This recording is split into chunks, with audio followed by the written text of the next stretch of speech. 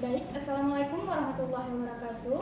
Waalaikumsalam warahmatullahi wabarakatuh. Selamat siang Bapak Ibu. Bagaimana kabarnya hari ini? Baik Bu. Sebelumnya izinkan saya untuk memperkenalkan diri terlebih dahulu. Perkenalkan, nama saya Miswal Adian, SHCPM.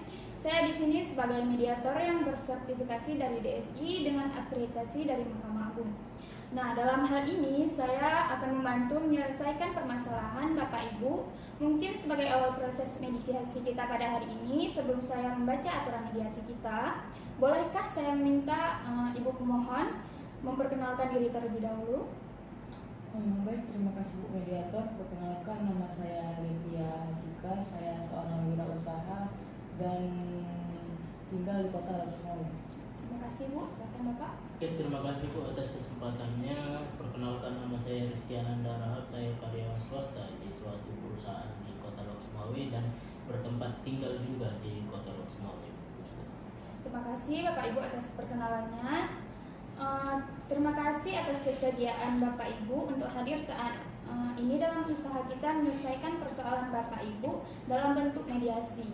Nah, proses ini adalah untuk mencari kesepakatan demi kebaikan kita semua. Proses ini memang sesuai dengan ketentuan aturan pasal 1 ayat 7 Perma nomor 1 tahun 2016.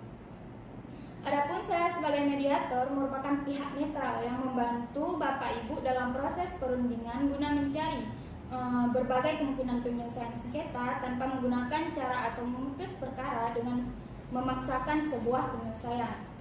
Nah, di dalam pelaksanaan mediasi kita ini juga mengenal adanya prinsip-prinsip mediasi, yaitu antara lain adalah yang pertama, imparsial, yang berarti tidak memihak ataupun netral. Nah, di sini saya akan bersikap netral, tidak memihak pihak satu maupun pihak kedua Bapak Ibu. Dan juga yang kedua, tidak punya hak untuk memutus karena keputusan diambil berdasarkan kesepakatan para pihak. Dan berikutnya yaitu kerahasiaan, yang dimana seluruh yang terjadi di dalam proses mediasi ini bersifat rahasia.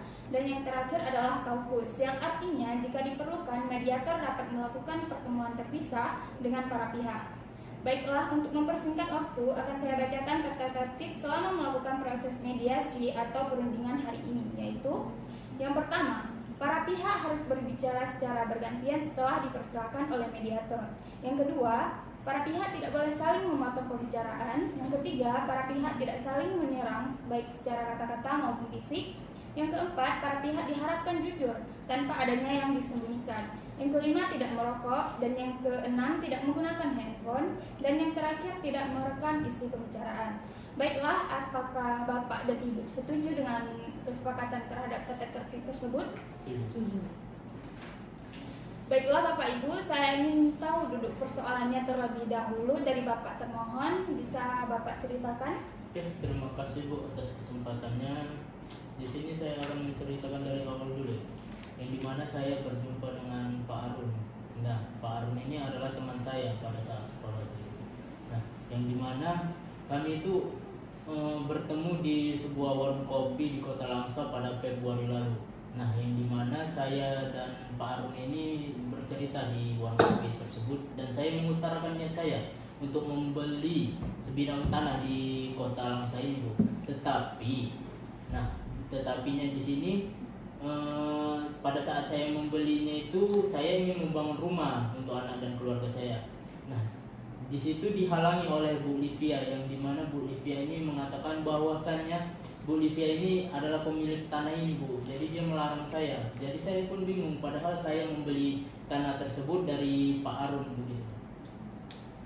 Baik Pak Rizky, selanjutnya saya juga ingin tahu nih dari Ibu Olivia, saat membeli tanah tersebut dari istri Pak Harun, apakah sudah melalui proses yang diatur oleh undang-undang, dan apakah Ibu sudah memiliki hak milik atas tanah tersebut? Baik Bu, sebelumnya proses jual beli antara saya dan istri Pak Harun ini terjadi pada saat kami bertemu di sebuah arisan di sebuah kafe itu Bu. Dan memang kesepakatan jual beli ini hanya terjadi antara saya dan istri Pak Harun saja, tanpa ada kesepakatan dari luar pihak lainnya.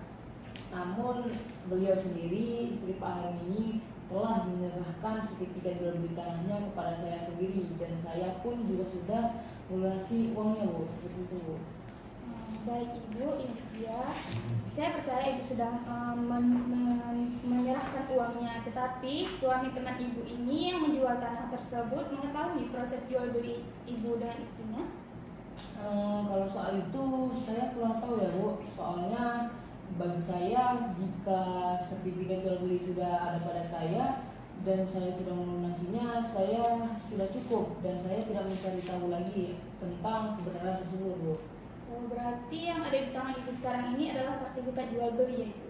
Iya, Bu, sertifikat jual beli. Nah Ibu, kalau secara hukum beda proses pengeluarannya, tetapi sama-sama dapat dijadikan sebagai alat bukti Ibu.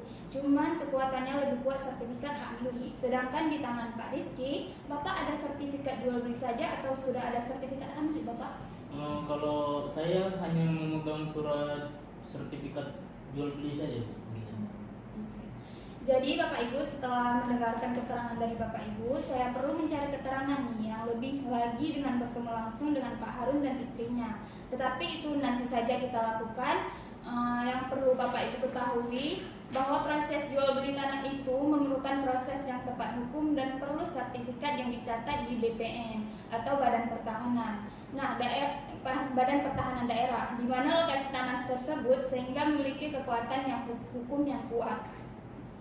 Ini sesuai dengan Peraturan Menteri Negara Agraria atau Kepala Badan Pertahanan Nasional Nomor 3 Tahun 1997 tentang ketentuan pelaksanaan Peraturan Pemerintah Nomor 24 Tahun 1997 tentang pendaftaran tanah pasal 197 ayat 1, yang dimana bunyinya semua daftar umum dan dokumen-dokumen yang telah dipergunakan sebagai dasar pendaftaran merupakan dokumen negara yang harus disimpan dan dipelihara menurut peraturan perundang-undangan yang berlaku.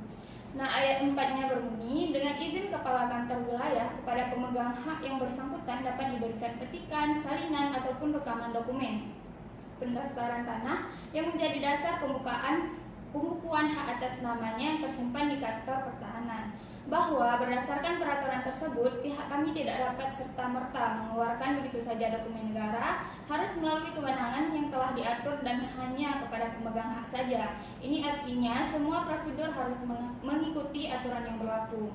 Baik Bapak Ibu, untuk menyelesaikan persoalan Bapak Ibu ini, kita perlu melakukan cross check nih dengan pemilik tanah sebelumnya, yaitu Pak Harun dan istrinya, dengan mendatangkan ahli dan saksi. Untuk itu pertemuan kali ini kita akan tunda dan kita bahas kembali setelah mengetahui maksud Pak Harun dan istrinya. Apa sama-sama tidak mengetahui bahwa ini telah dijual atau bagaimana? Kita akan mengatur jadwal kembali dan mudah-mudahan bisa segera terselesaikan. Bagaimana Bapak Ibu setuju apakah kita melakukan pertemuan kembali pada Minggu tanggal 23 Agustus 2025? Terima kasih saya ucapkan kepada Bapak Ibu atas waktu dan kesempatannya hadir di sini. Saya akhiri dengan wassalamualaikum warahmatullahi wabarakatuh. Waalaikumsalam warahmatullahi wabarakatuh. Kita tolong